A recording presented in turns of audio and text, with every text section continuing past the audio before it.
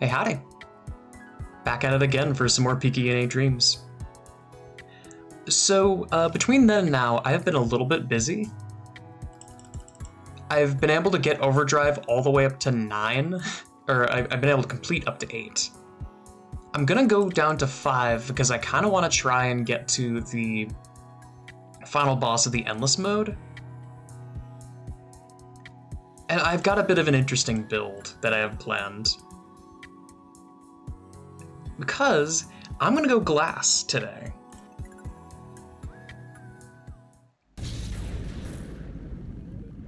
So the thing that you might notice about glass is that glass has 10% health. I think I might actually reset this. I'm looking for one very specific thing. Let me see if I can get it. I'll only give this a couple of resets. Looking for the Statue of Potential. And if I can get it, then this run is going to go a lot better. But I'll give it one more reset, and then if it's not here, it's no biggie. And nope. Okay, I can just do Statue of Consequence. I was trying to fish for a Statue of Potential because it reduces the number of options I have to deal with for items. So you might notice that my stats are kind of crazy. Like, I've got much higher shot speed, I have slightly higher cooldown rate than before, and I just have more stuff in general. I also have the couple of new weapons unlocked. Most of that is due to the upgrades that I got, but part of that also is to do with glass. Glass HP is locked to 10%. It cannot go any higher than that over the course of the entire run. It's a hell of a downside, so what's the upside? The upside is you get a permanent plus 5% crit chance, which is a lot. It's a lot, and it's also really, really strong. Also, hang on, I think I'll ban Angel Wings because I know I'm never going to pick it up. Psycho Helmet I also probably won't pick up, but this is apparently a reference to Psycho Pump. I'm not sure if Two Left Thumbs had a hand in like publishing the game or what's up with that, but I mean, it is here. And I've heard the Psycho Pump is quite good, so maybe I'll play that at some point.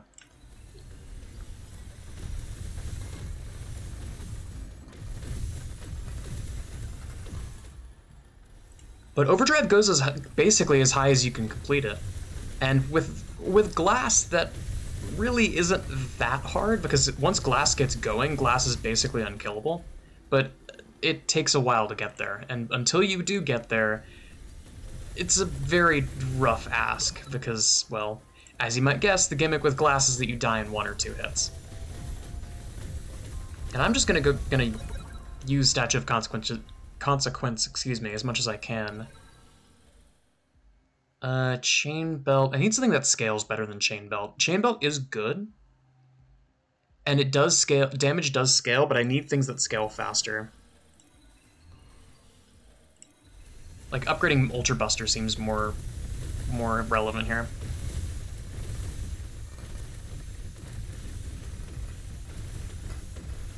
Though maybe that will also come back to bite me. I'm not sure yet. Though you might wonder what my contingency plan is for the bosses, because I will still die in 1 hit, so how do I plan to combat that? Well, I have a way out. There's an upgrade that automatically triggers a black hole whenever you're about to take damage. And so long as, of course, the upshot of that is that so long as you have at least 1 black hole, you cannot take damage.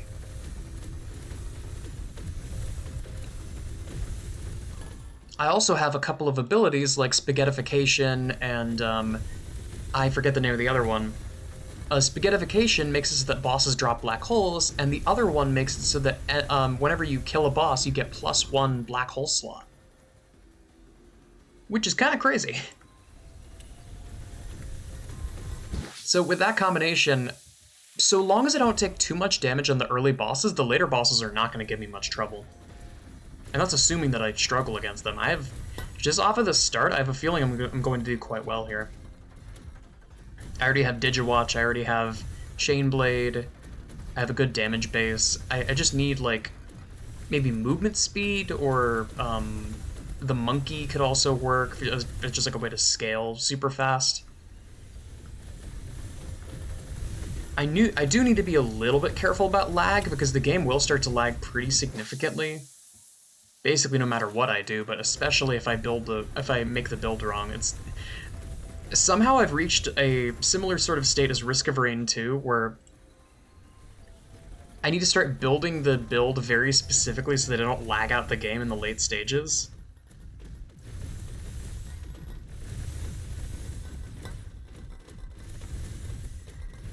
Which, Risk of Rain 2 makes me a little sad. There are some games every once in a while that really show the downsides of the live the live updates model to a game. That a game can just get worse over time. Sometimes the updates don't inherently make the game better, and sometimes they do the opposite. And the older versions of the game are now basically unplayable unless you pull some strings, and I assume if you use a DRM-free version of the game, you could probably just play an older patch, but then you wouldn't have access to multiplayer, so it's a give and take.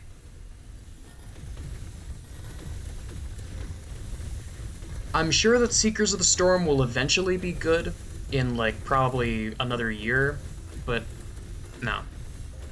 I'm cutting my losses. I don't trust Gearbox with anything indie related. After what happened with We Happy Few, I don't trust them at all. Because I remember going into a weird amount of research about this after the deal was announced for the rights to get bought by Gearbox. I ended up like checking out, okay, so what other indie games have they bought the rights to? And the options were, oh god, let me see if I can remember. It was Hello Neighbor, which, you know, not the best unless you're like 11 and watching other people play it. We Happy Few, which makes me really sad because that game seemed to have a ton of promise. And then, from what I've heard, the gameplay is just not great. It's just very, like, dull and lots of fetch quests.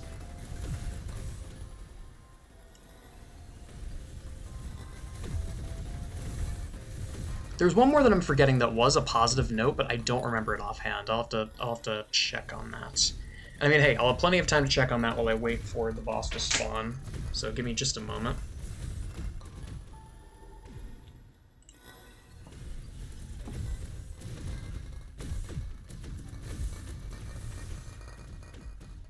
Oh, I'll have to wait. I'll wait until after the boss.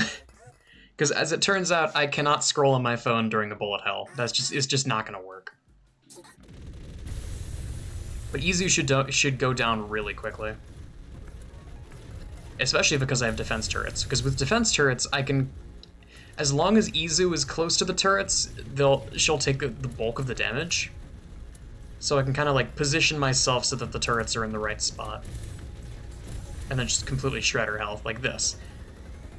So I just position myself here, and then just never move along the horizontal for the rest of this part of the fight. And then by the time she moves into the circular bullet hell pattern, most of her health is gone already, and I can shred her with a chain blade.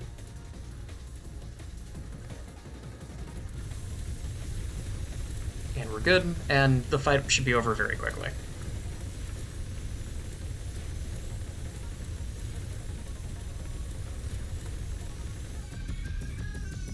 Sorry, Izu. And I'm thankful I don't have to do this. I don't have to do it on this run, but there is a achievement for bringing Izu's head all the way to the end of the game, because that head will just keep floating around basically until, like, even if you leave it behind, it'll still be floating there.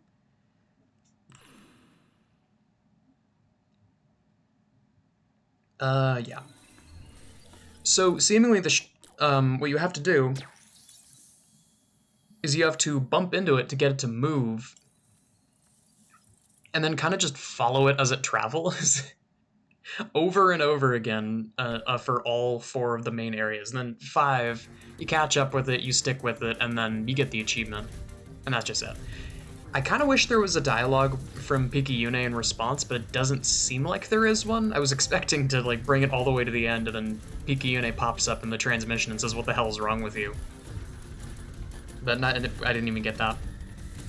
Maybe it got overridden because I've done the fight so many times. I've made it to like the looping, like semi-generic pool of dialogue when Picayune has nothing new to say.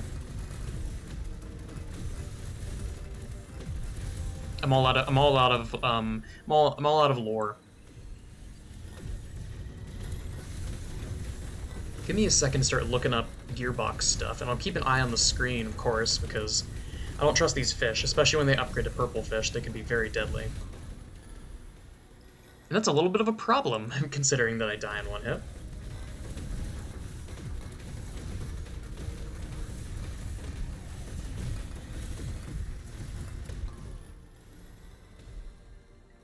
Monkey's always nice.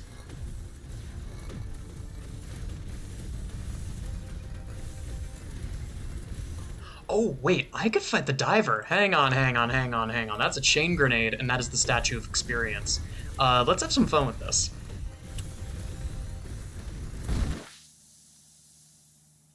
Okay, so this isn't going to show up, I don't think, because of the way that I have the display set up. This won't show up. In fact, let me take a quick peek. Yeah, it won't show up at all. You get a quick peek at my OBS, at least. There are now coordinates on screen. There's a set of coordinates, and I need to start. I may as well do this while I wait. I can scroll looking for stuff about Gearbox later. I need to go to x equals -7315 and y equals -15694. It is a long distance away.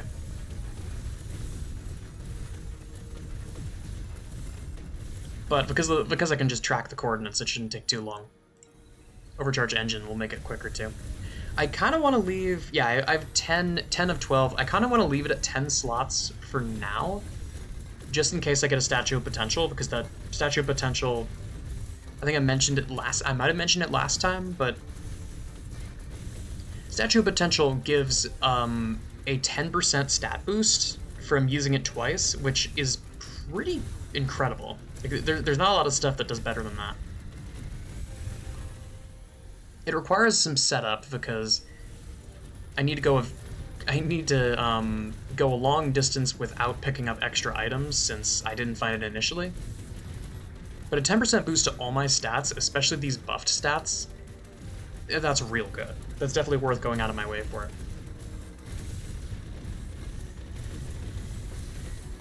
And I'm technically gonna miss out on some scaling by doing this, but as we'll see in a bit, the game makes up for it because the treasure chest that's at these coordinates is full of stuff. So it'll work out. It'll definitely work out in the end.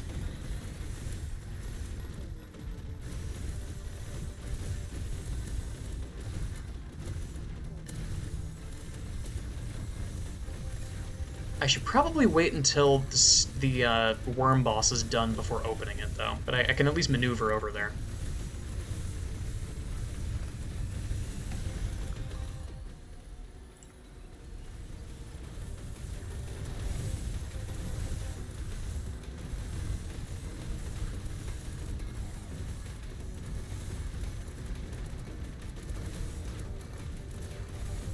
Okay, we should be getting close. It's 156. We're at 130 right now, so we should make it right before the boss spawns.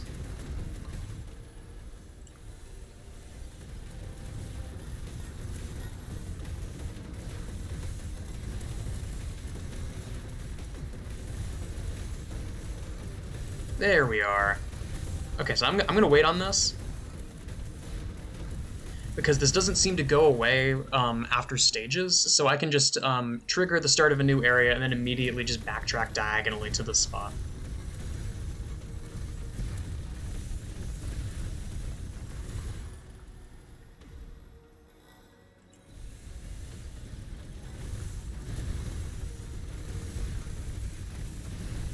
And by next stage, if I don't find what I'm looking for and I don't find the Statue of Potential again, I'm just gonna fill out those last 2 slots to make the rest of the game go quicker. But I think it's worth hedging it a little bit, just in case I find what I want.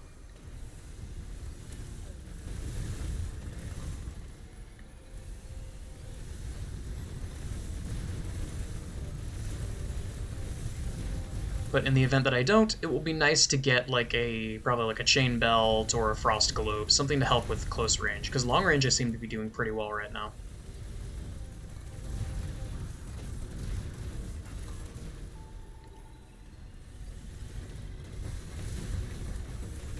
And back a little bit in this direction, because ideally I would prefer not to encounter the diver until after the boss, not during.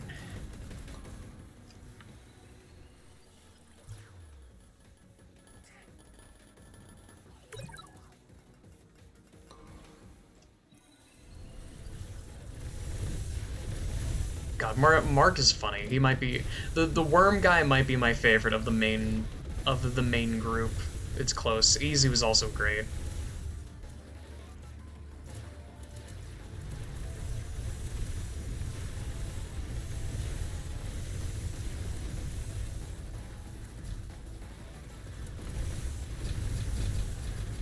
Ooh, that's a bad point to split.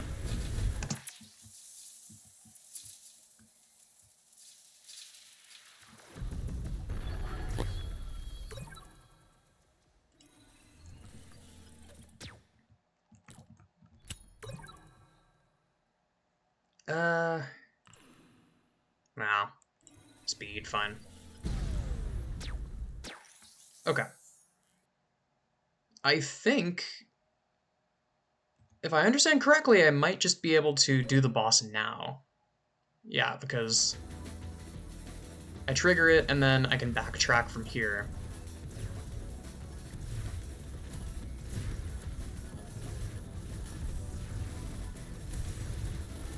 And let's boogie. This is gonna be a hard fight. I remember this fight being very, very challenging.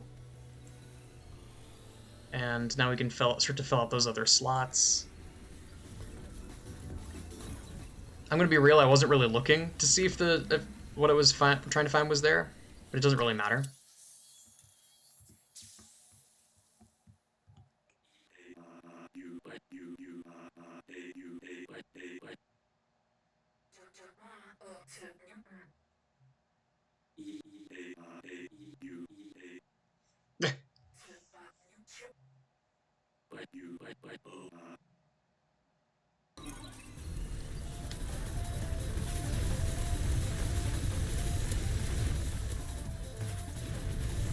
This boss is hard too, so I need to be careful.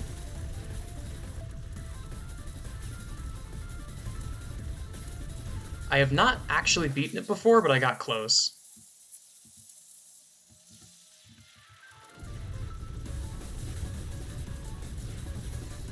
I don't appreciate that what was originally my safe space has a nice shiny mine on top of it, but I can make it work.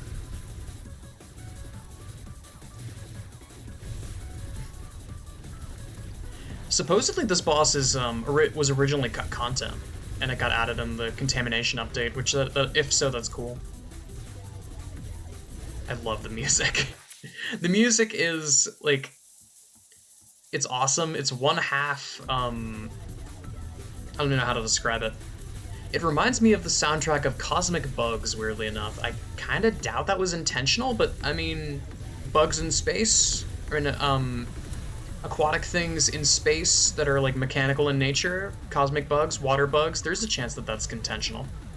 I've definitely heard weirder things sampled in music before. Yeah, but that main attack is brutal.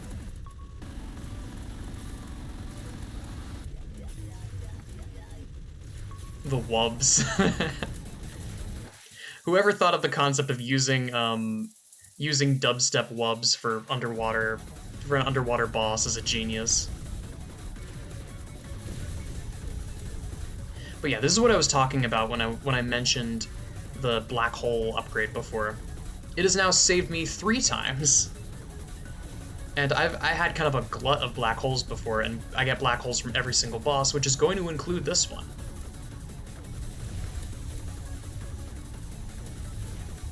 So technically, by doing this boss, at least as far as survivability goes, I lose nothing but a chance at a flawless, but whatever, I was not getting a flawless.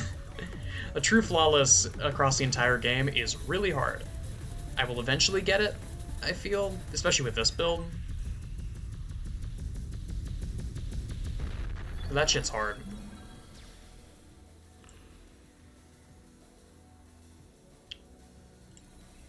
If I can find it, I'm looking for. Hang up. There. If I can manage to find it, I'm looking for the crit module because I need to scale my damage faster. But it's just not happening. Okay, what was I saying about Gearbox?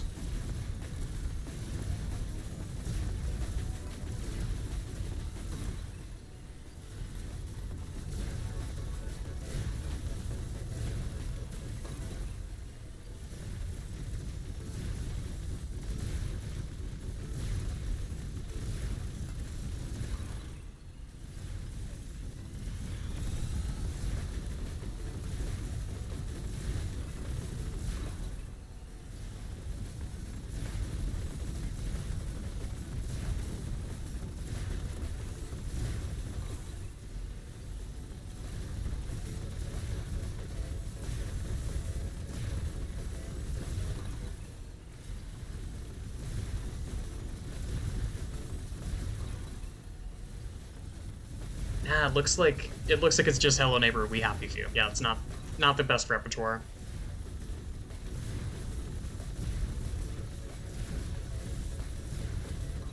Okay, I think the move here is I want to spawn a chain. Yeah, spawn a chain grenade and then just instantly blow up the statue. I want curse. Curse means scaling. Curse means scaling that doesn't rely on number of enemies, and I think that's the real important part. If I can scale quickly and get to a state of godlike power before the enemies get so numerous that they overpower me, then that would be ideal. There is another secret boss that I technically could fight by there's a boss that you can encounter that I've actually never fought before. And you encounter them by leaving a black hole on the ground for 4 intensity worth of time, which is kind of a headache. Because I don't know how I might have been close to accidentally spawning the boss in one of the super powerful runs that I had, but doing that intentionally is tough.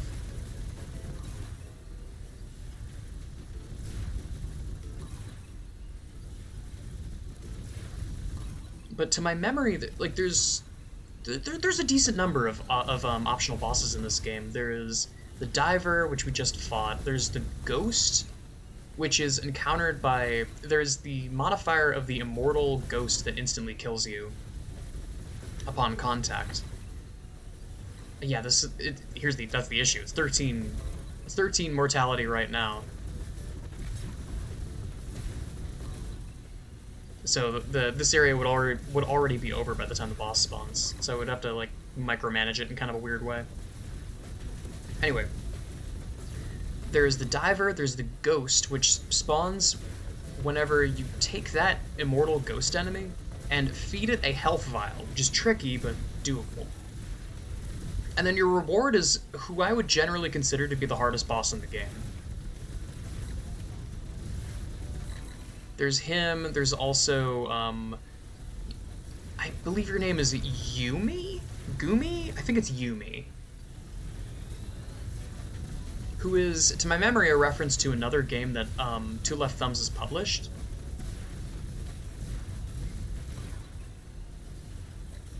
And, oh wait, there's a black hole right there. No. Hey, I scare it. Optional bosses scare me right now. Hey, optional bosses scare me right now. Stop spawning black holes. There's Yumi, who is like dice related. It's a very odd boss, but it's cool.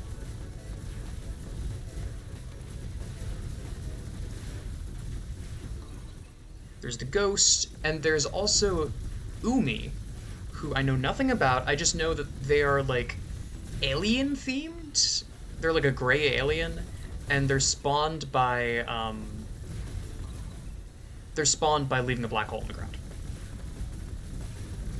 And then I guess if you could call them secret bosses, there's also the aberrant versions of the normal bosses.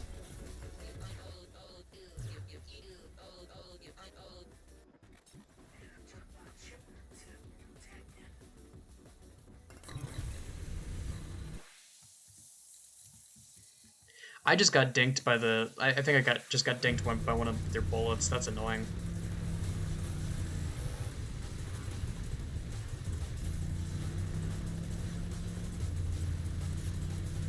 Fun part about this boss is that you can kind of just run. If you have high movement speed, the boss literally cannot catch you.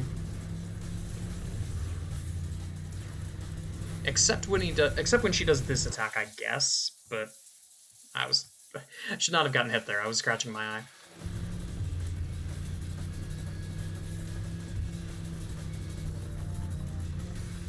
And I think we're good.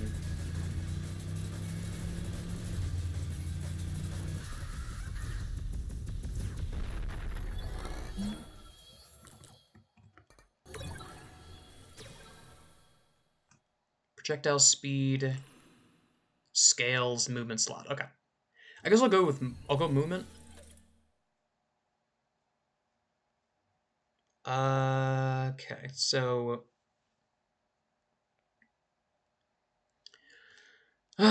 okay, fine. If the opportunity presents itself, then I will fight the ghost. But it's gonna take a lot to do that, because I can only drop health vials if I am at no black holes, and then I take another hit of damage on top of that. Which is probably not gonna happen. But yeah, here's the ghost.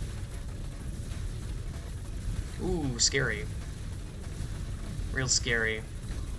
I can kind of just path around him and screw around. As long as I don't touch him, I'm fine, because he doesn't like fire projectiles or anything. But if he touches me, it is an insta-kill, and I'm actually not sure if it goes through the protections that I have right now. I would be willing to believe that it does.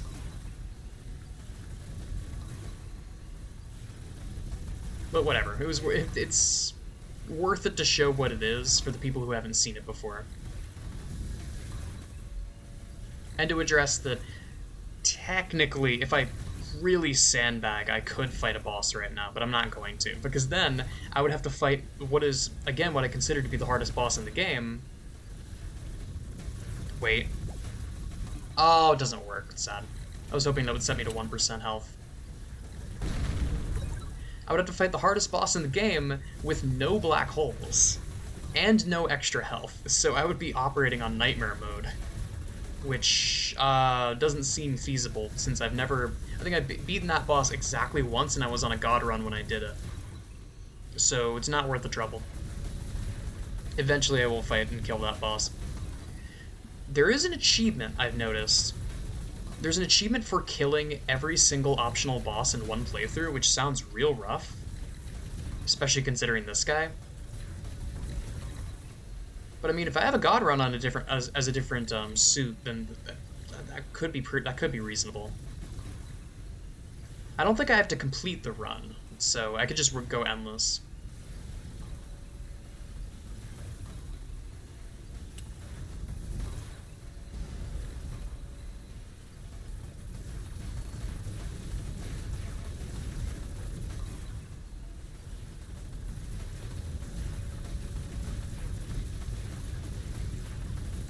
Oh, hang on a minute. I didn't think about that. Alright, buddy, let's go. Okay, hang on. I need to cut down weapon visibility now. I need to be able to see.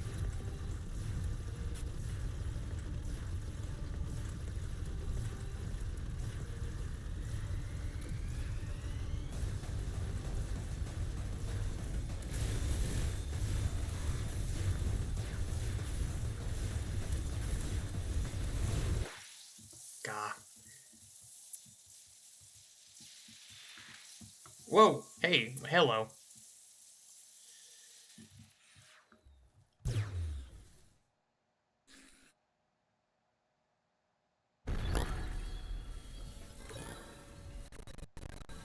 Hello, lag. Nice to see you again, bud.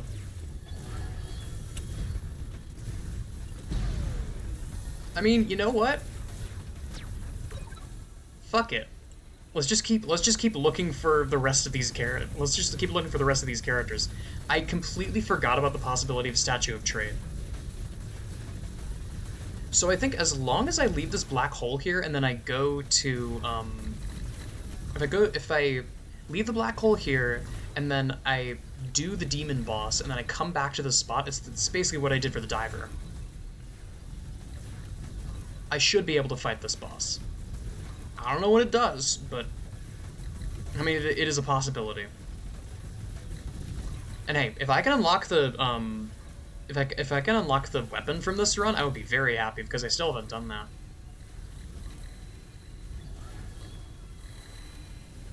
There's this really cool demon scythe weapon that I've seen in the collection before that you get for doing this, but I obviously haven't unlocked it yet.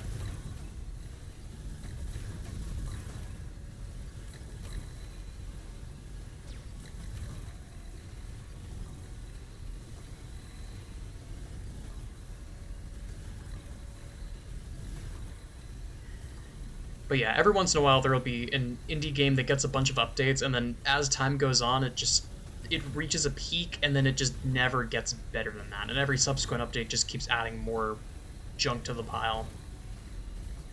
That's about what I've heard. That's what I've kind of heard about Dead Cells as well, but I haven't played Dead Cells in so long that I can't really say. Because like I remember having a ton of fun with it. I remember the Castlevania DLC, from what I understand, is quite good. I've never played it. But then the game kind of just kept getting updates. And I know some people have a lot of gripes with the development team specifically, because there was sort of an Edmund McMillan Team Meat kind of thing going on, where part of the dev team broke off, founded their own studio, cut everyone else off from development, and just kept making more Dead Cells content. So, yeah, I'm not sure about that. It's all stuff like that, and like the Meat Boy thing. It's very like, it's a lot of he said she said. I don't really want to take sides because for all I know, both parties are at fault.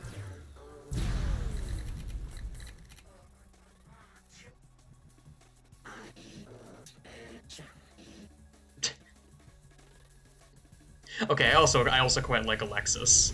She's kind of a jerk, but in a very funny way.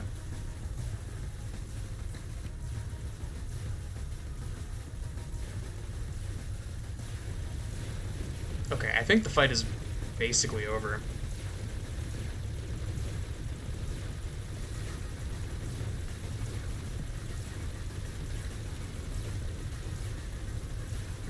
Still sitting back and drinking a beer. Okay, that is the... Yeah, so this stuff dropped from the boss. That black hole is the one that needs to be replicated.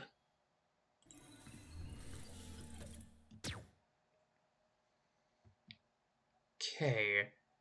I don't want wormholes, I don't want warpers. Let's go bottom right.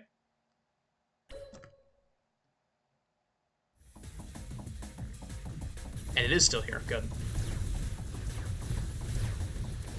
I kind of just have to sit around and wait for it to do its thing. I don't know what is going to happen. From what I remember reading, it seems like after a certain point it will start, you'll be able to interact with it. Like it'll change its graphic and then you can interact with it to initiate the fight. Guess we'll see. And then from there we just need to find a statue of change and that'll be everything.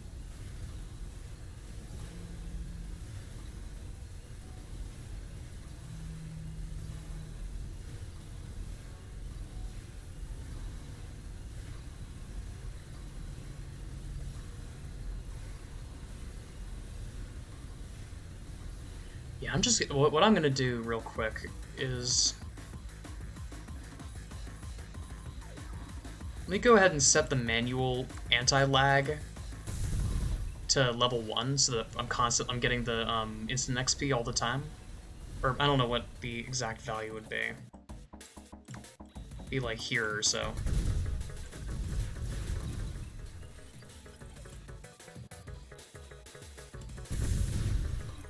There we go. It's gonna make everything go faster, and it'll make everything a little bit cleaner as well.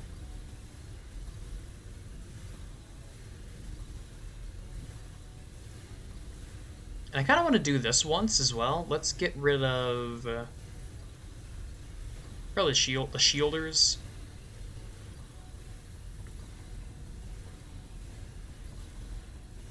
I could technically get rid of others, but just having something out of the pool so that I can add it back into the pool later seems like a good idea.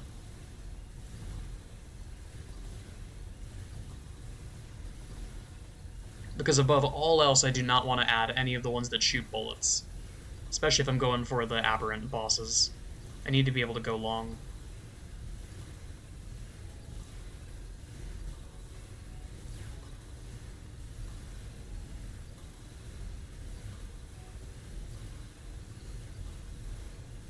But yeah, I hope everyone is doing well. I've been chilling. I've been slowly working through that backlog of games that I mentioned, and it's been going pretty well. I still I think I'm gonna do Tuki later today? Question mark. Well, we'll have to see. There's some really cool new content that I wanted to check out that I saw through the Discord. I won't spoil anything about it in case people haven't seen it, but it looks really cool. It's very cool and unique, and the music is awesome. I know that describes literally everything in Yumatuki, but like this stuff especially, I quite like the music and the general presentation of it all.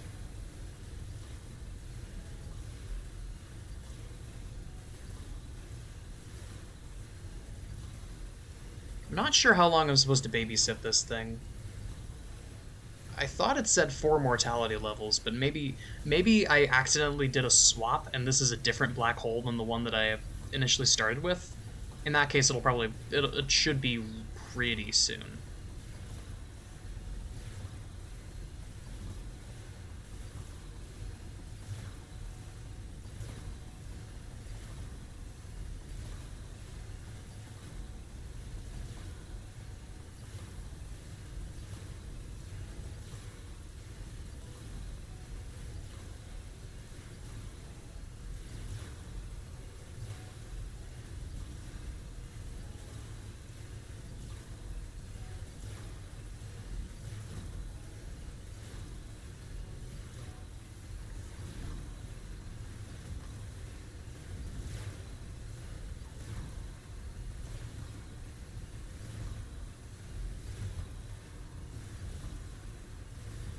At this point, I'm kind of just watching the numbers go up. It's what a lot of these games turn into.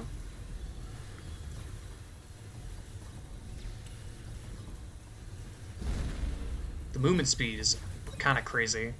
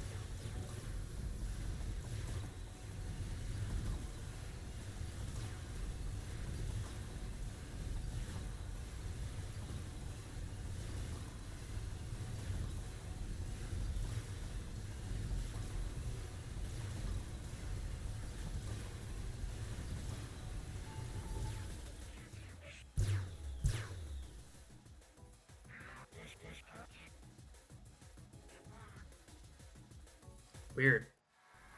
The boss has still not appeared. Apparently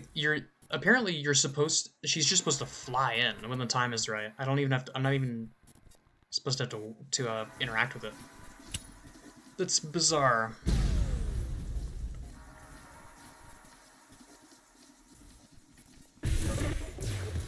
Okay, this fight should go by very, very quickly.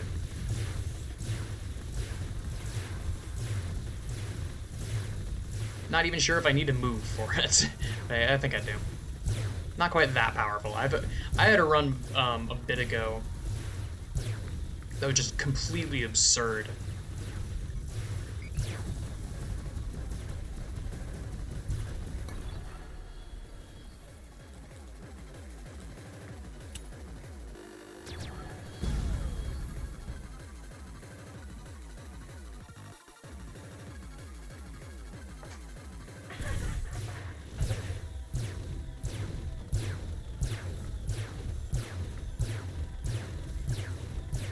Wow. Just pumping damage into her. Keeping a kind of a decent distance in case she does the eye move. I think we're good. Oh, come on.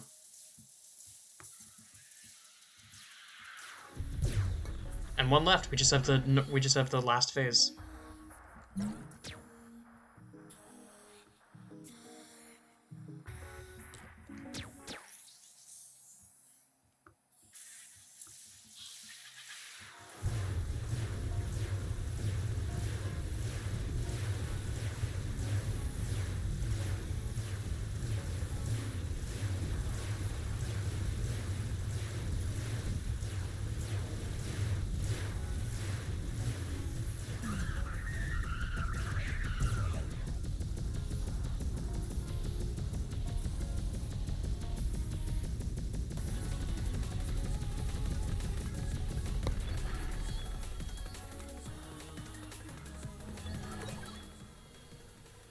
Nice, another crit module.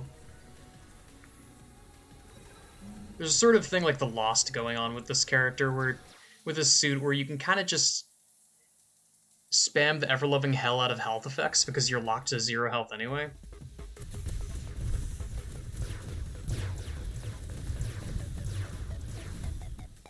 But now I'm just going to bring the weapon visibility all the way down, basically to the point where it's barely visible.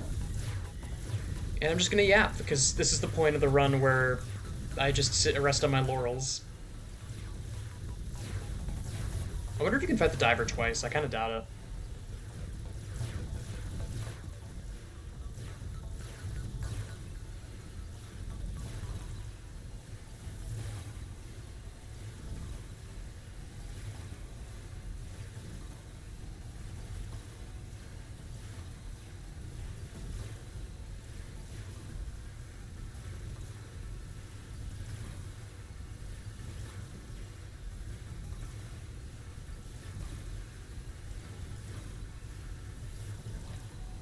I do very much appreciate the shape that the channel is taking in more recent times.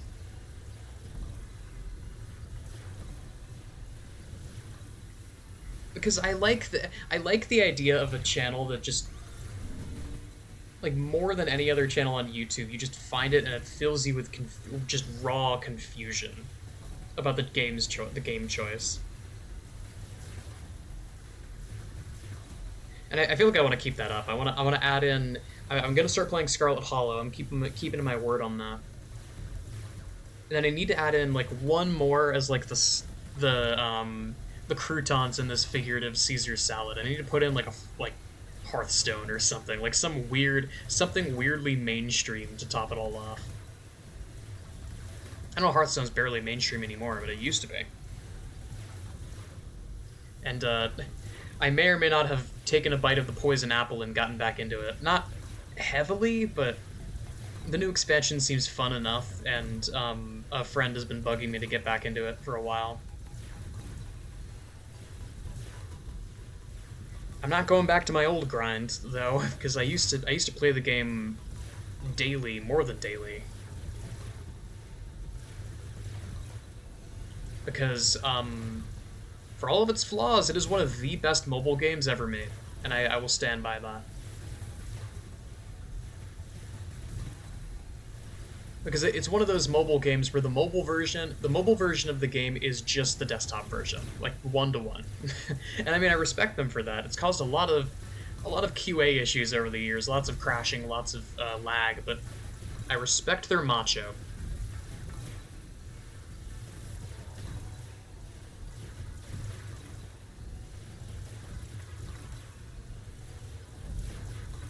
But something else that I've kind of been considering is, I look through my Steam library and I see a bunch of games that I have literally never touched before, and a lot of them are I feel like a lot of them would kind of fit on the channel pretty well. It's a lot of like Christmas gifts that I got and deeply appreciated and then never actually played. A lot of those kinds of games.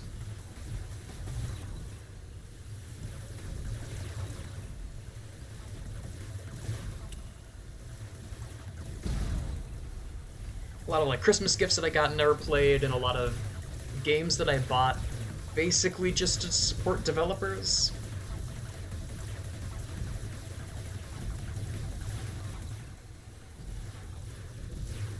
It's like if I scroll all the way down to the bottom of my list, there's just this massive glut.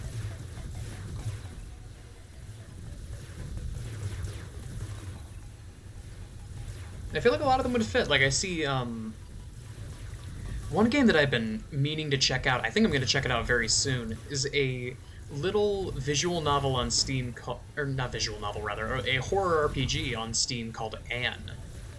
That is a love letter to Ib and Mad Father and Misao, and just based on everything I've read about it, it seems right up my alley. It was also free, so like worst case scenario, I spent no dollars on it. So what's the worst that can happen? There's Anthology of the Killer, which I also want to check out. I really love that guy's style. I have Aspirate. I actually forgot that I have Aspirate on Steam. I should mess around with that at some point. I probably won't do like art streams or anything because I'm not really. I've done enough art for Antideus at this point that I'd be willing to call myself an artist. I don't have a super distinct style beyond just. I sort of like I mess with Isaac's sort of like shading style quite a bit.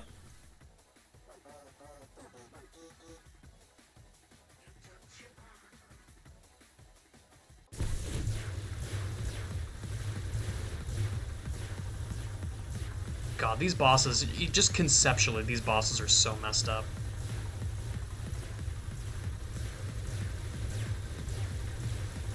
Because I don't think, at least in my mind, none of these characters are conscious anymore. It's kind of a hand-wavy, like, oh, you just don't want, you just feel bad for them. You don't want to imagine anything bad happening to these characters. So that's part of it. But in my mind, the aberration has already completely consumed them.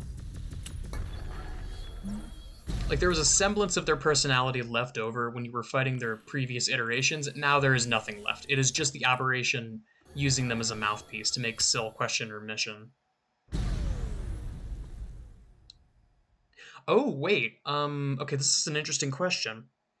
I don't necessarily want to deal with warpers, but that's the Statue of Gamble. So let me get to a safe, well, I guess here's a safe spot. And wait for the Statue of Gamble to come in, because then I can just blow it up and spawn Yumi and then fight another optional boss, get another one off my plate. But I mean, speaking of stuff on my plate, I see I got a weird one here. I don't know what compelled me to do this, but I have all 4 Build-A-Lot games on Steam.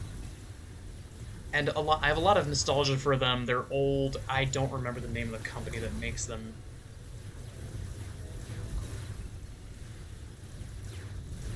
It is, right, it's Hipsoft. Another one from like the Sandlot Games, PopCap era of downloadable games. There's Castle Crashers. I eventually want to break into Castle Crashers with some friends when the DLC comes out. DLC content update. I don't know what the status is on it. Seems cool. I eventually want to play that with friends. Probably won't put it on the channel though. Caves of Quood. Also not necessarily fitting for the channel, but I do really. I feel like that would be deeply fun. Because, I mean, considering that Noita is one of my favorite games ever, I have to imagine that Caves of Quood would fill a very similar space in my heart.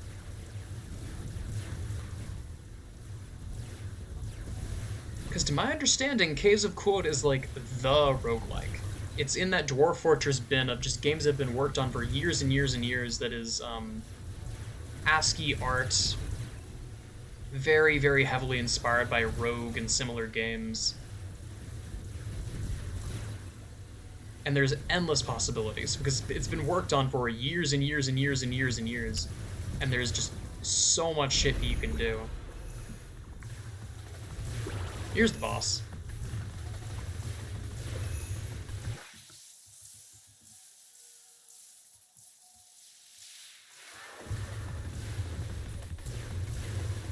Sorry, Yuki.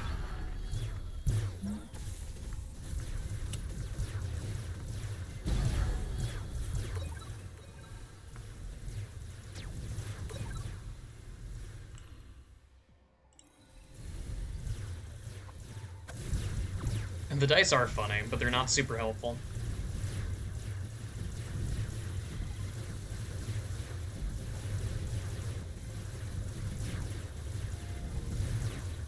I think if I'm smart, I could get all 4 bosses here. It depends. I think if I kill the worm boss and then just leave the black holes on the ground, I should be able to spawn Umi. And this can just be a boss cleanup stream. I don't rightly know what I will do after this. This might be the last episode I do of this, if all goes according to plan. Because this game is fun, but it doesn't make for the best.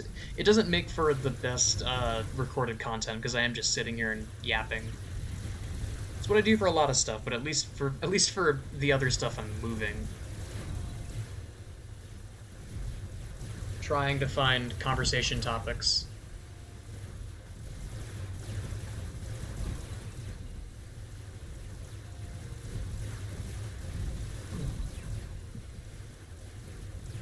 Ooh, wait, another one that I've been meaning to play, maybe on stream, maybe not, is a Dangeresque the Rumazode Triangulates. Now, if that string of words means nothing to you, I frankly don't blame you, because it's kind of a hidden gem in the truest sense. It is a point-and-click adventure game made by the creators of Homestar Runner. Because it's where Homestar Runners. There's a million running jokes. There's a running joke about a fictional action series called Dangeresque. And this is the video game tie-in that never was, essentially. And it's a collection of small point-and-click adventure games.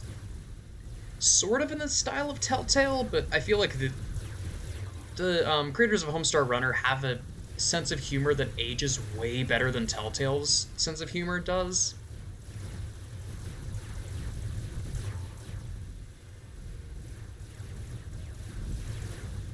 At least in my opinion.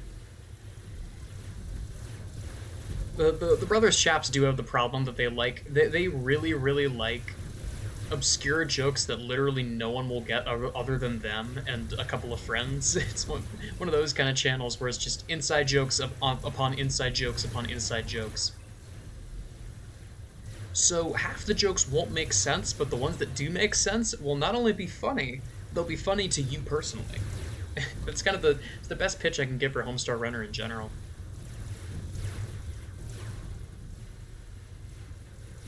Like, I can't think of another piece of media that I've consumed in my life that makes a joke about Deep Impact, but somehow they do. And it's actually kind of a funny joke.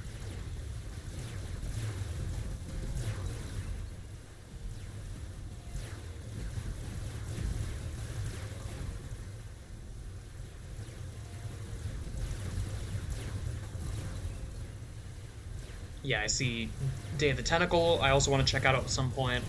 Because, again, LucasArts is a little tricky because sometimes their stuff ages well and sometimes it doesn't. From what I understand, the stuff that was done under what's-his-face? The stuff that was done under Tim Schafer's direction has aged a lot better. But that's just because he had people like Eric Wolpaw to work with. And if you've somehow never heard of Eric Wolpaw, Eric Wolpaw is a legacy writer. He wrote for LucasArts, he wrote for Valve. He's the father of a lot of Valve's really good storylines. Okay. So, boss is dead. Do not pick up that black hole. I'm not even gonna bother re-rolling these.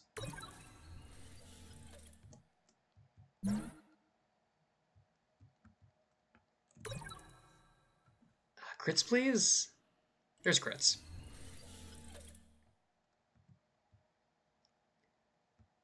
Okay, this is gonna be weird. I see shooters on both of the top lanes. I don't want either of those. I'm gonna go bottom right, which is gonna be wormholes. Which wormholes are annoying, but I can roll with it.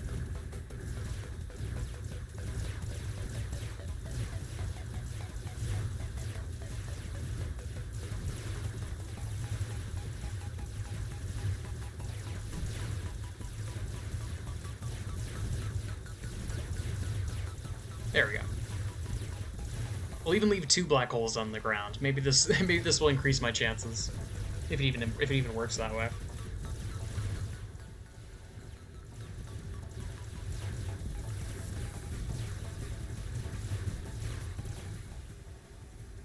Oh, I didn't consider the lag. Wait a second. These wormholes are gonna lag the game pretty significantly. Annoying. Whoa.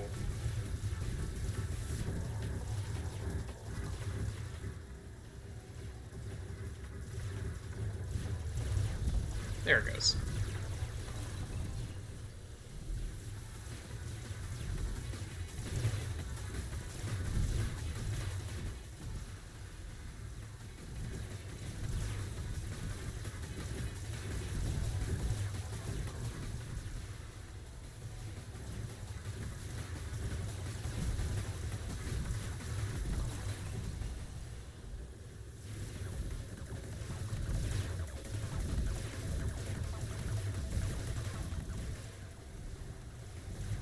Oh, the statue of metamorphosis is kind of huge. If I can find crowns, that will be very, very nice.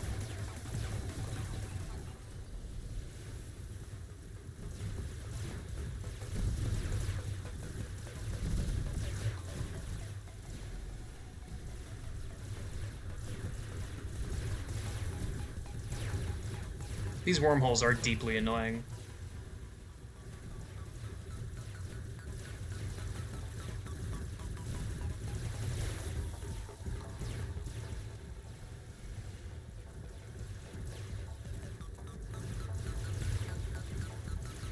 I have such plans, and then my plans are getting sucked through the damn wormhole.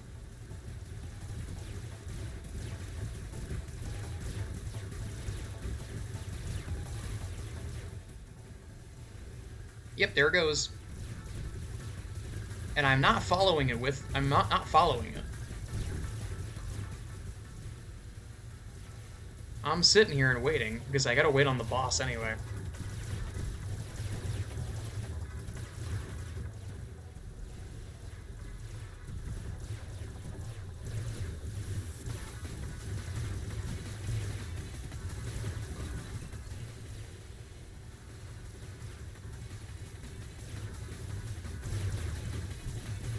Crowns.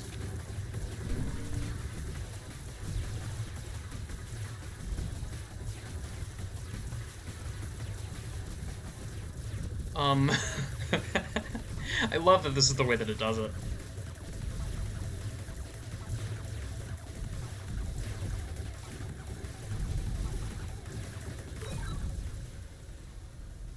Okay, so not leg saw, not core.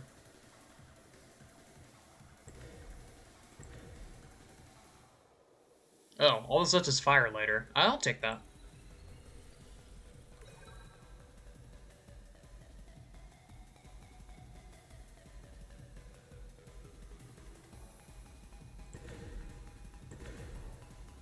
No, never mind.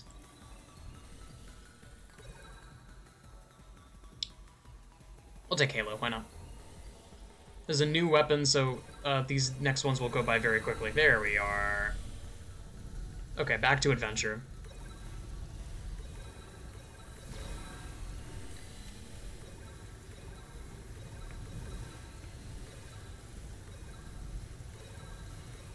Where's that damn black hole? There you are.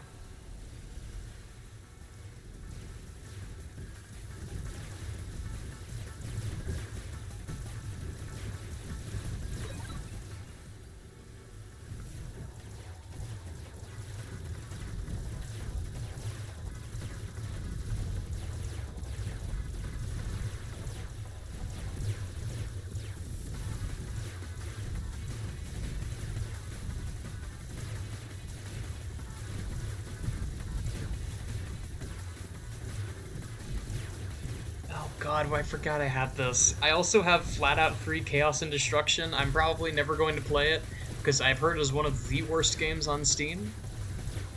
And just like pretty dreck in general. Don't ask me why I have it.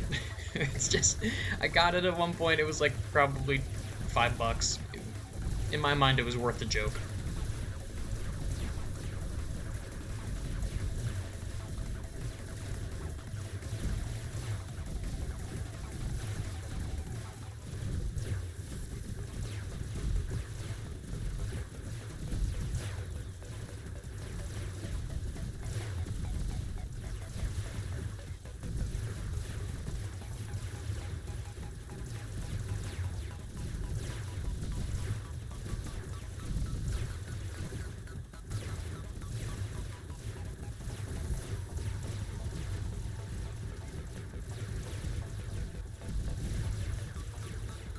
Oh, that's funny. At this point, I'm just looking through the Steam page.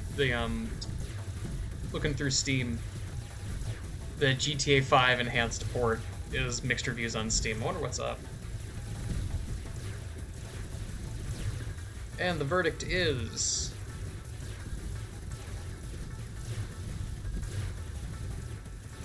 online text chat is completely removed. Interesting. That's not the change that I was expecting.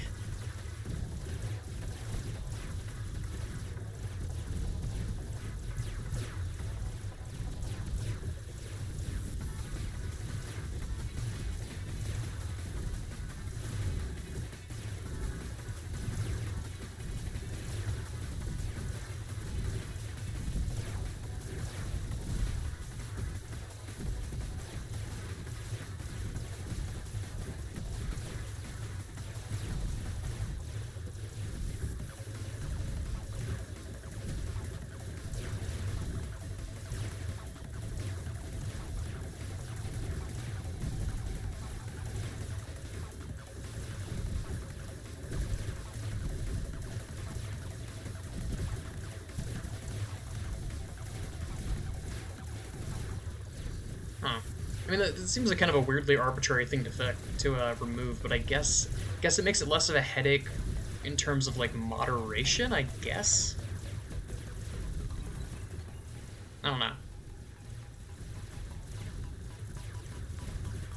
It's a weird change for sure.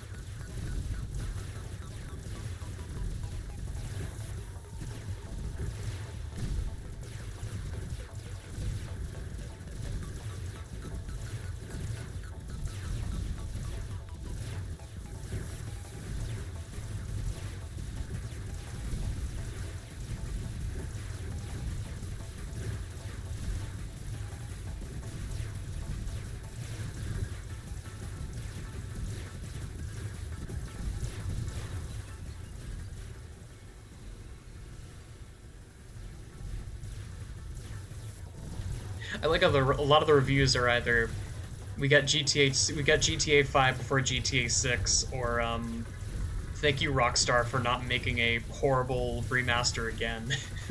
Okay, so that's pretty minimal issues.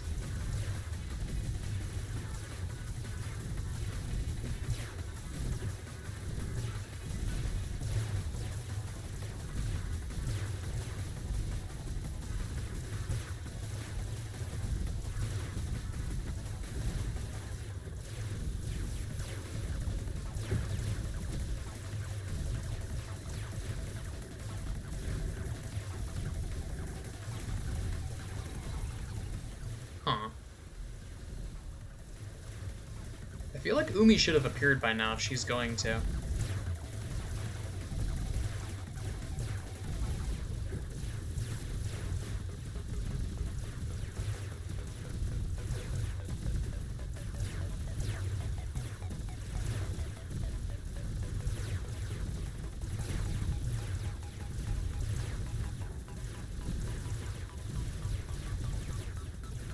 Oh, yes, there she is. What are you?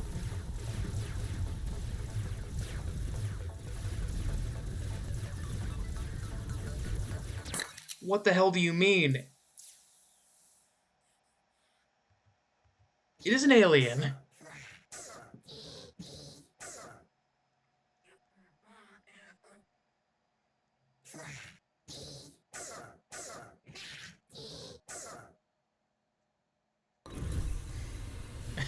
they're cute.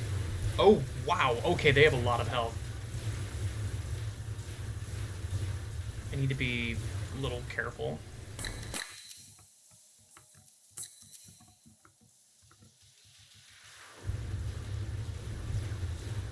Whoa! Cool patterns. Stick drift. I think that's everything. That's all the bosses. After this run, I'll get the achievement.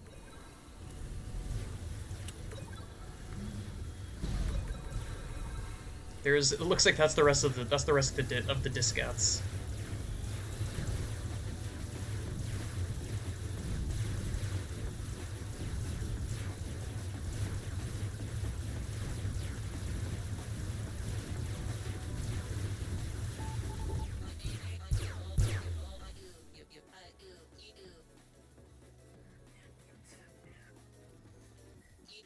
Alright, so Aberrant Harley. This is a really hard fight.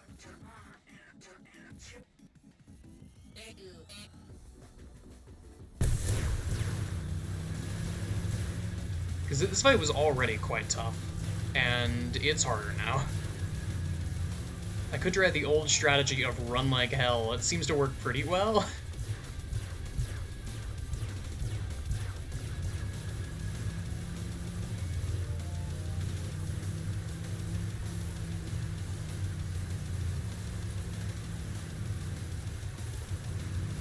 Whoa! Okay, you're fast. Good God! Oh, does the boss enrage or something? Why is she moving so fast?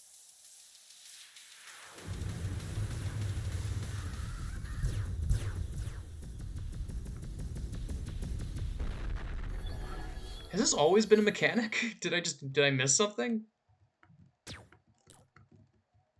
Could have sworn she didn't do that before. I guess I didn't run that fast before, so maybe she like slingshots towards you based on your distance away from her. Okay.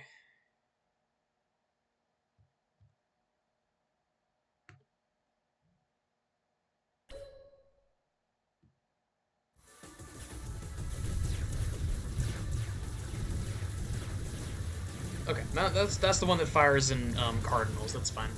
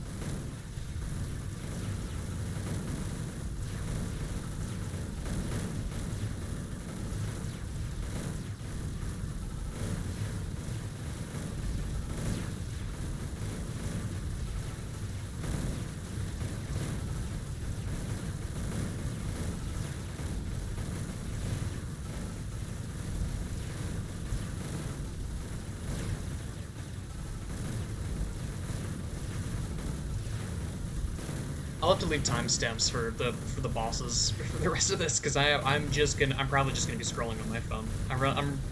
I've fully run out of conversation topics.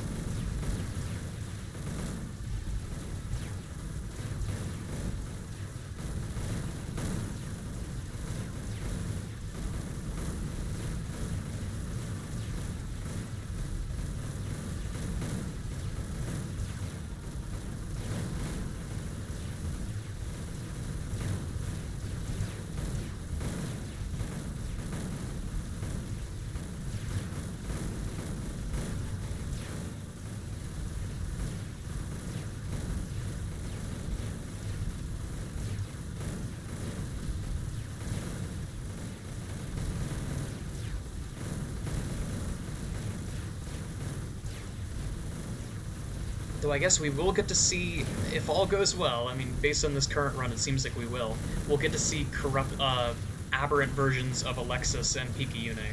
I can't promise that I'll be able to beat Aberrant Picayune, but I will definitely try.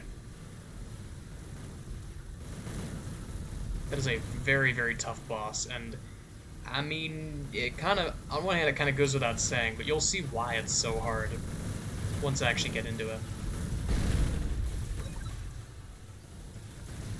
What happened there? The lag just completely went away for a moment.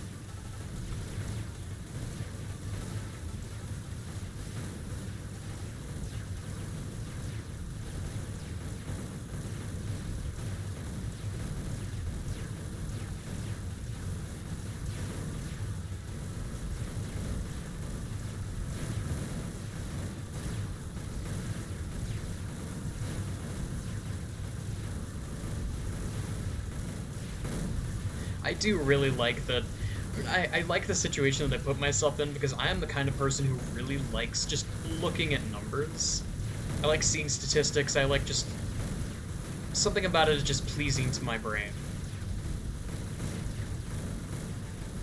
So I like that I have a large enough audience that it regularly generates data for me to look at. I can just I can look on my phone and go to YouTube Analytics and see a cool bar chart. And it's a different bar chart than last time.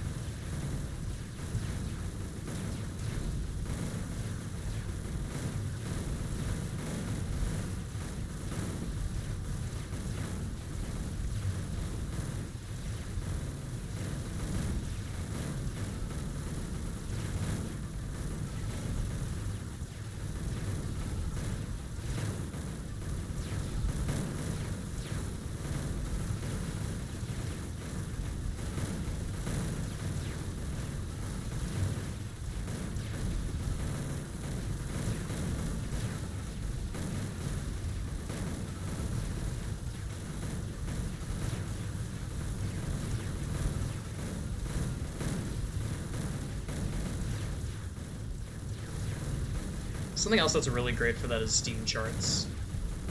Being able to look at a game and see its like daily activities is kind of fascinating.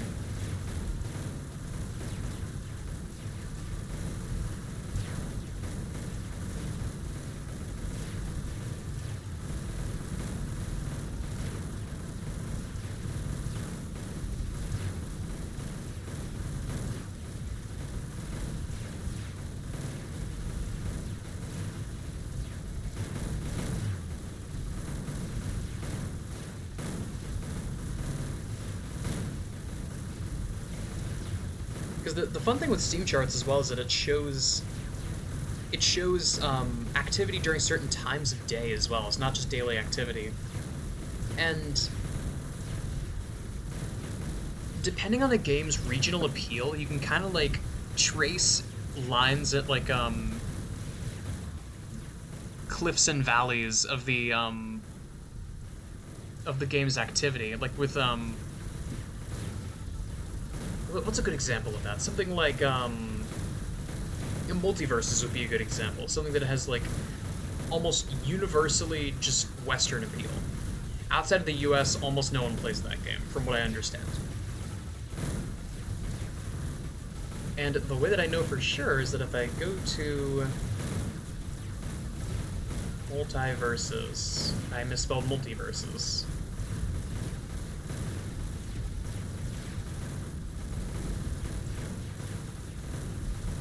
Typing on a phone is hard. Okay, there we go.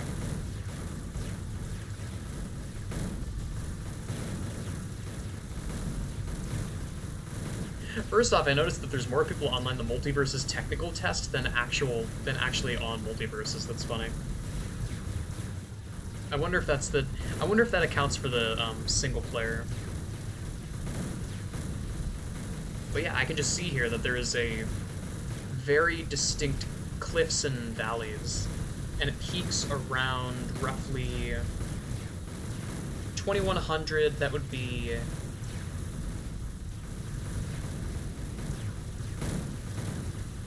9 p.m. roughly. So like it peaks around 9 p.m. but it's most active between like 5 and 9 p.m., which would line up for like America, like Eastern Standard Time.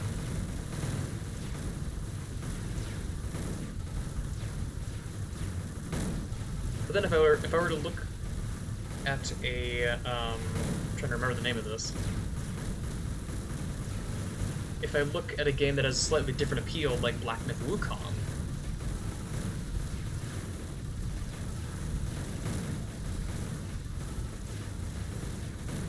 the peak for Wukong is roughly 9 a.m. I don't remember the time difference between America and China offhand, but it would be roughly like 12 or 13 hours, maybe a little bit less than that. So that would match up.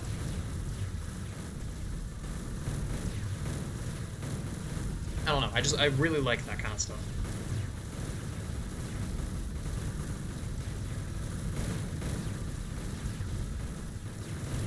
And you can kind of, just based on the bulk data, you can kind of make judgment calls about the kinds of people, regions that are most likely to play certain games.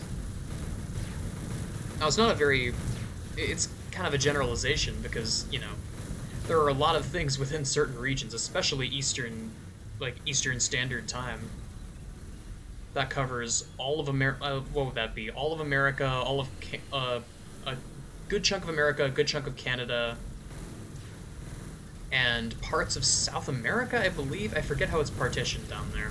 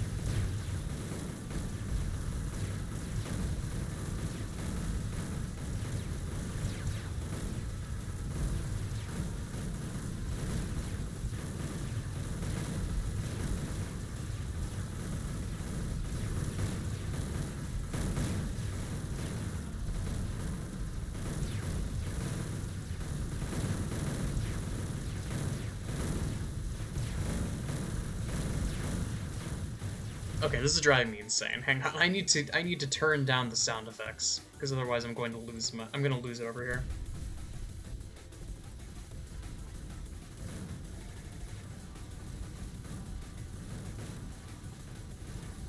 And anti-lag. Hang on. Anti-lag is currently being applied manually, so if I do automatic and chunk it all the way up, does that help?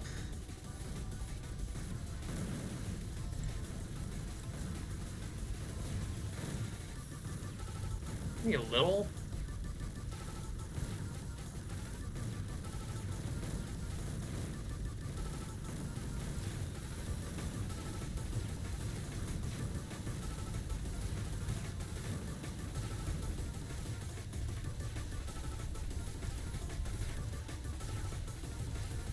Yeah, it's at a steady 20. It's definitely an improvement from before.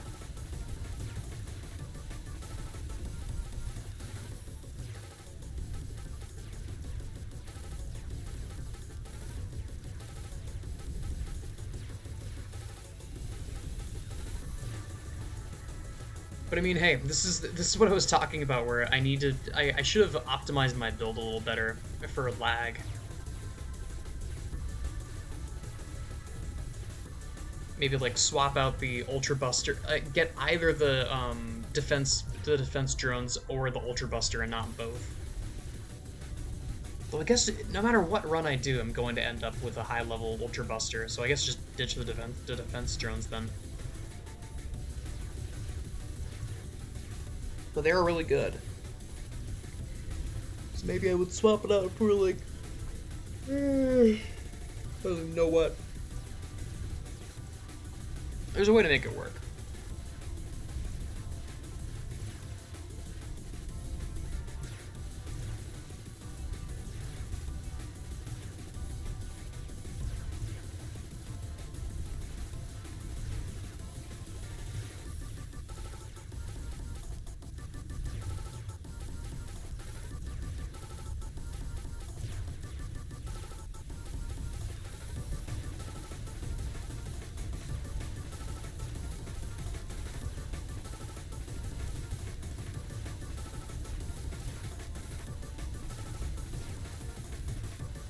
I'm just sitting here with my hand on my chin like I'm waiting for food to come out of the microwave. There will come a point where I will have to focus again, and I will have to focus pretty hard because this fight is, this upcoming fight's hard, Picayune is even harder.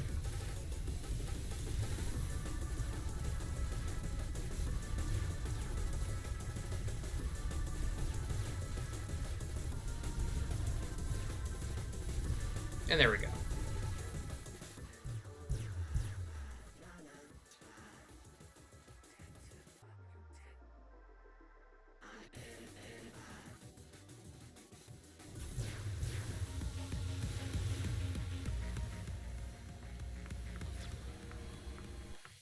Ah, damn it. Carve a path. God, this is a tough fight.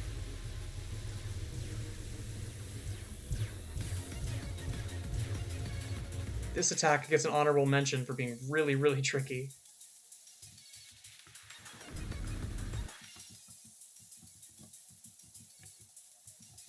Come on, let me learn the pattern without constantly having to proc black holes.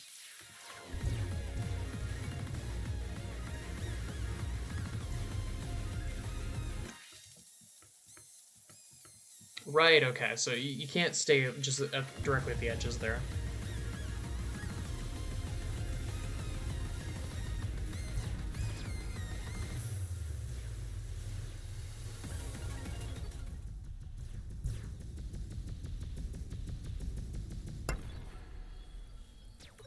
Sorry, Alexis, you don't deserve this.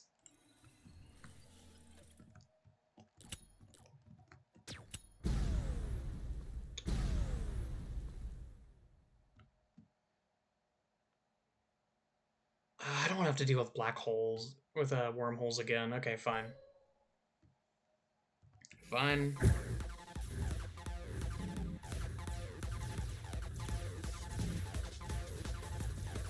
It's fine, we roll with it. I need to get away from these wormholes, because they will lag the game even more than they already are.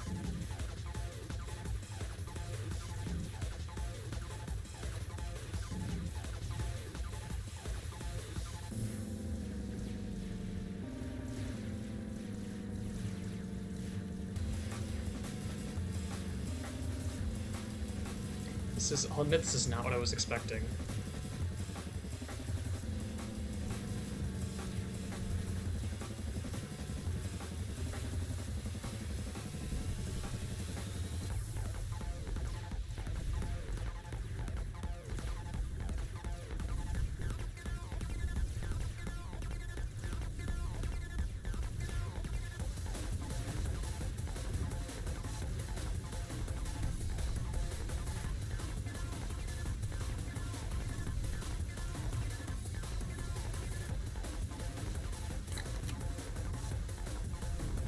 interesting.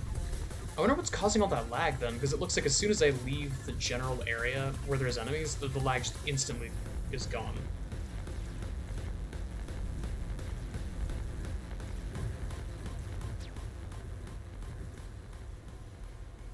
I assumed my bullets were causing that, but I guess it's just because there's so much shit spawning on screen.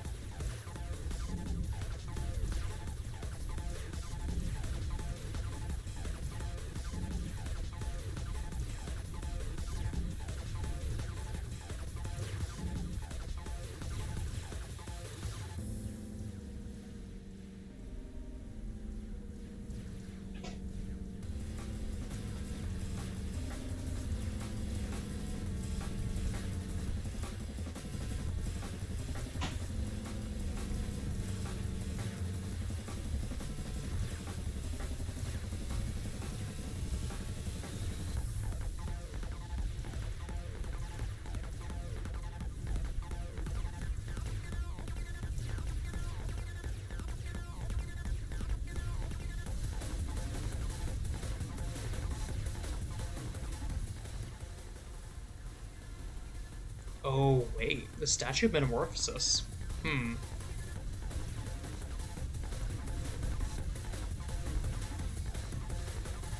I won't. It is very tempting, but I won't. Because, I mean, for how much Ultra Buster is lagging right now, it's my main source of DPS against bosses, so I need to keep it around.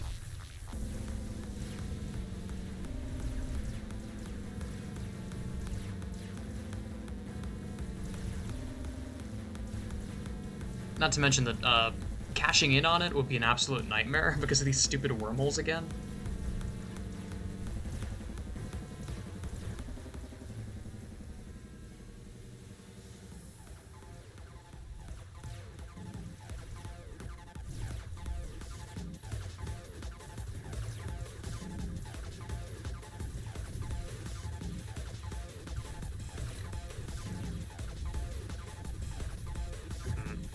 Thinking about what's for dinner.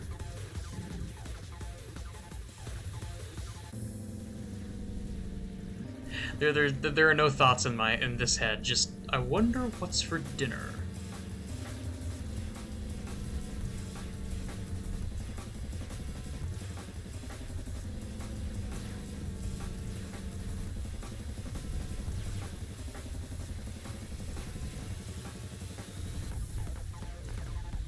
Enough. My ship sails in the morning.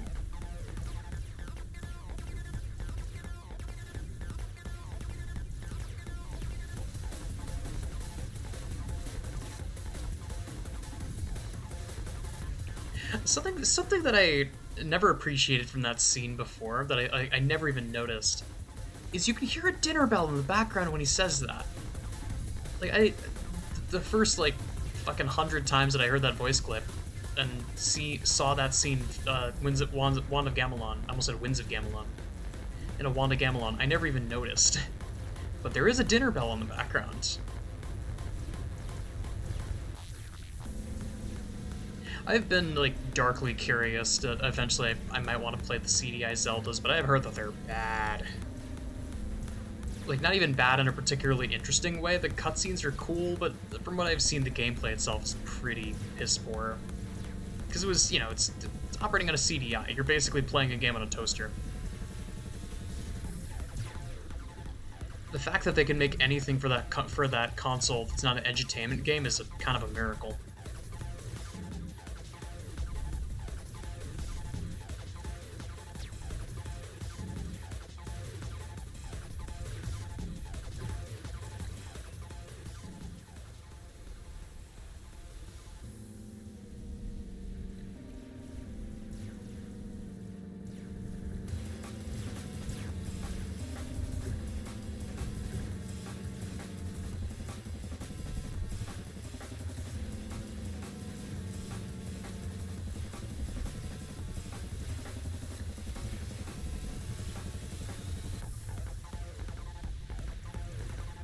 But yeah, this is definitely as far as the run goes. I will make it to Aberrant Picayune. I will give it my best shot. If I win, I win. If I lose, I lose.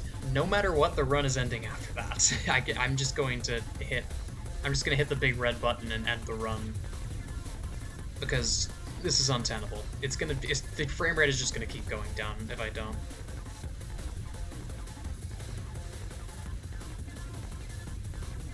Not to mention that I'm recording on top of this.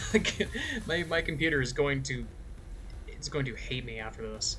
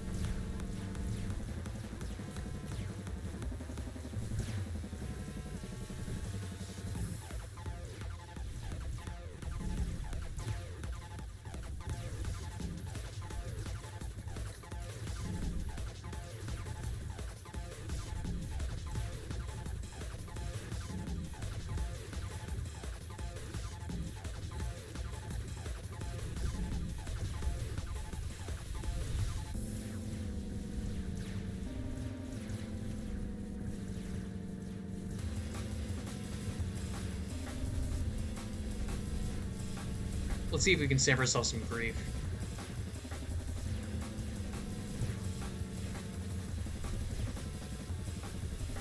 Where is the mongrel that's spawning all these projectiles, if not you? It's a weird thing with, like, the pincers. There you are.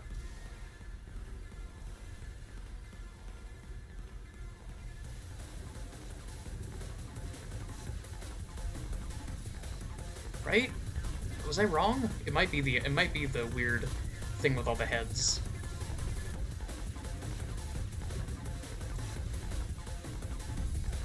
My health is precious, but I feel like it might be worth it.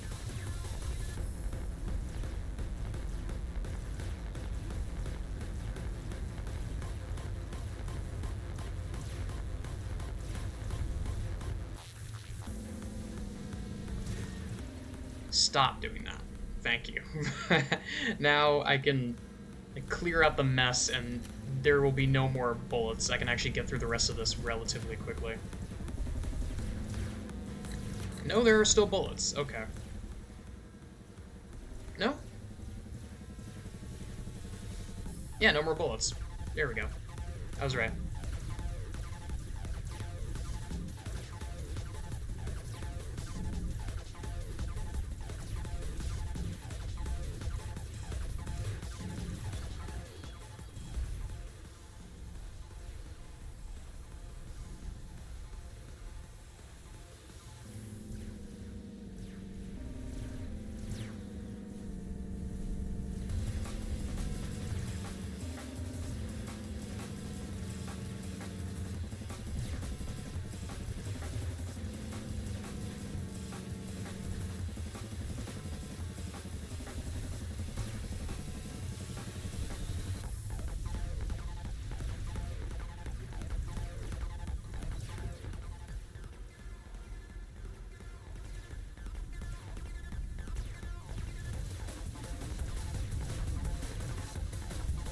Two more mortality left. We can get it. We got this.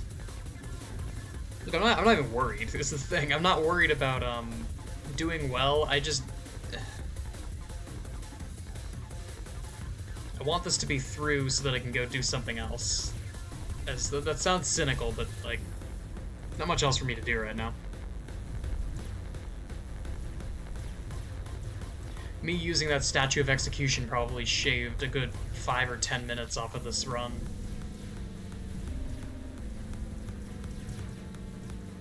And that was all due to lag.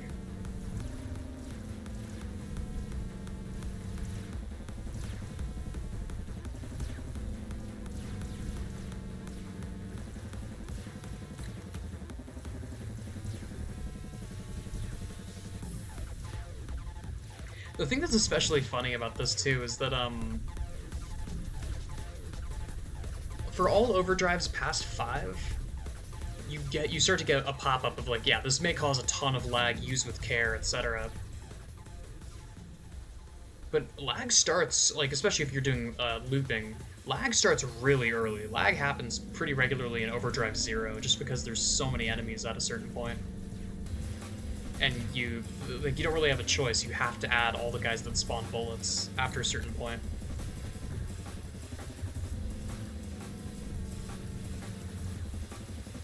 And you already saw the effect that those guys have on the game.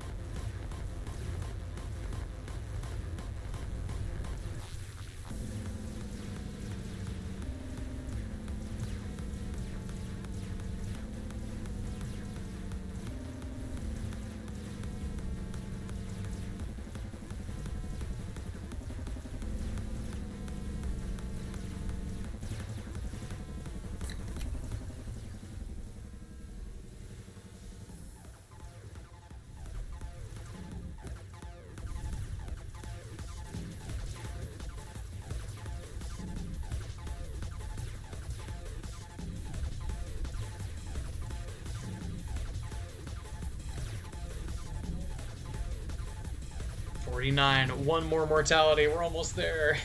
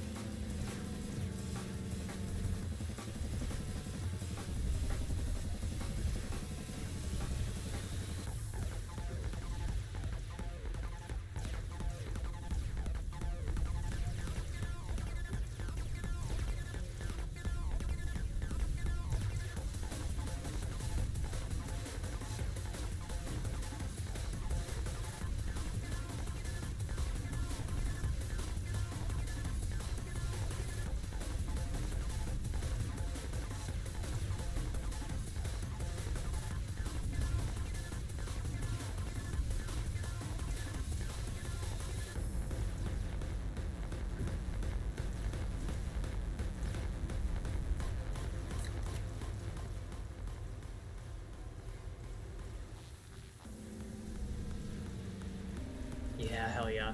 I'm so excited for Anna Dream Barbecue. I just saw something pop up in my Discord about it. Very excited about that.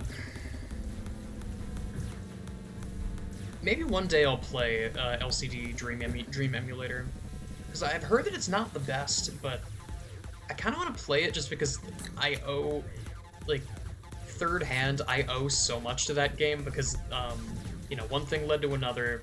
LSD Dream Emulator came out, and then LSD Dream Emulator inspired Yuminiki, and Yuminiki inspired Tuki, and that's why I'm here. Why I'm making videos is because it started as me going, hey, Yuki. Or it started by me going, hey, Isaac, and then eventually going, hey, Tuki.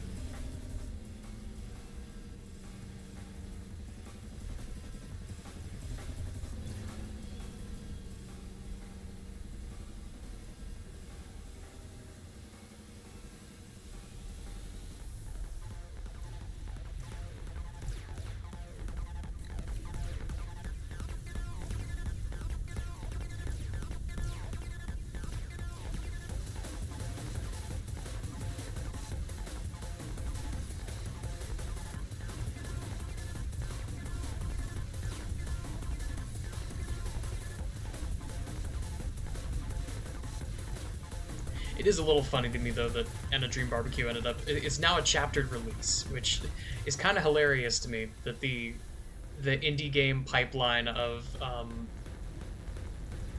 our thing got popular. We're going to make a game. Oh god, this game is taking way too long. Let's just release it as a chaptered release. The pipeline got another one.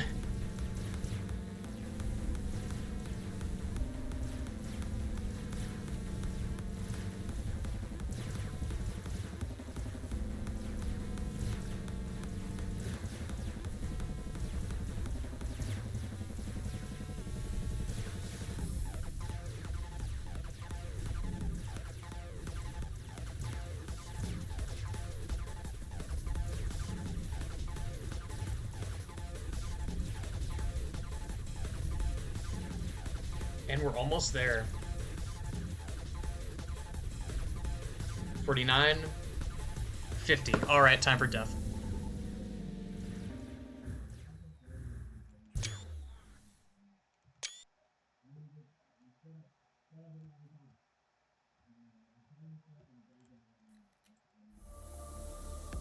Yep. Okay. This fight is terrifying. Okay.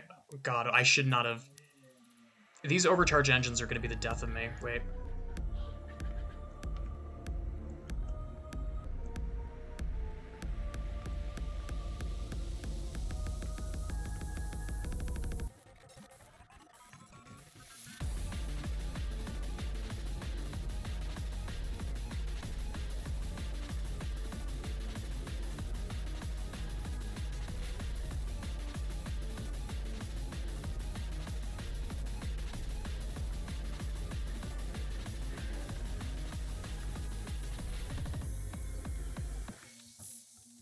This attack sucks. I remember this one.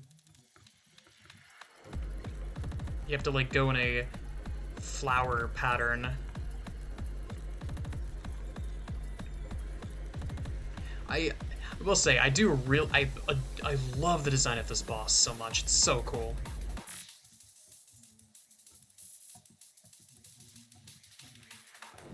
But this boss is very, very, very, very, very challenging. Yeah, because you just get hit over and over and over again. Come on. I can do better than that.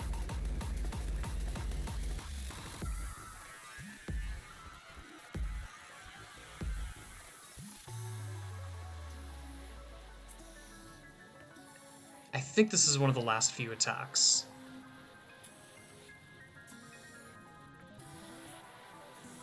She respawns and then she does like a back and forth thing with waves of bullets.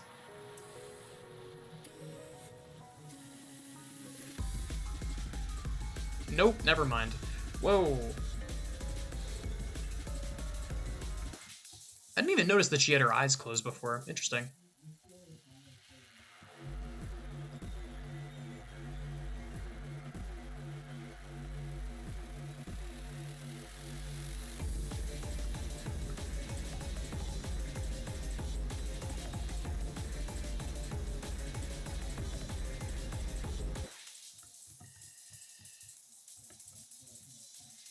But yeah, this fight in particular is the reason why I'm pretty sure that none of these characters are conscious anymore.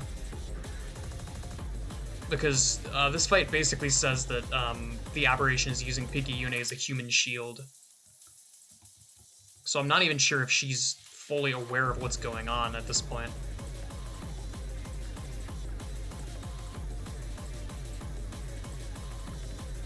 Right, and the mechanic with this fight is that you cannot physically get far away from the boss. If you try, you'll get pulled back in.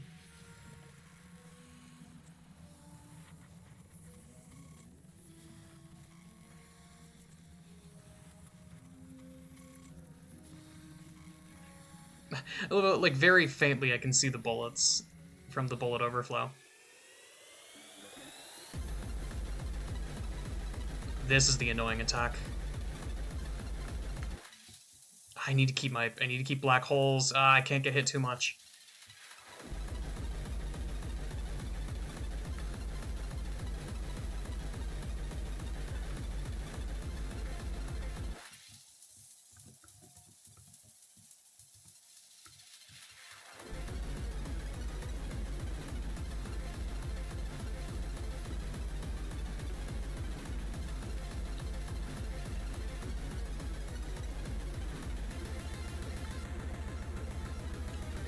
This might be where I die. This attack is really hard.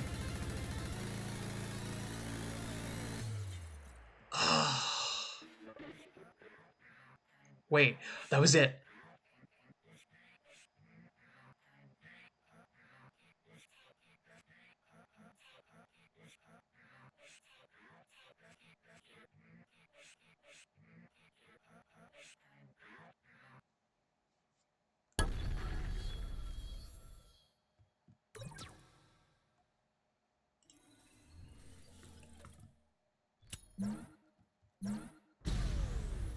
Yeah, so that's pretty haunting, right? I think the trigger for this to happen is let's go to the next stage. Wow, as if nothing happened. And then suicide.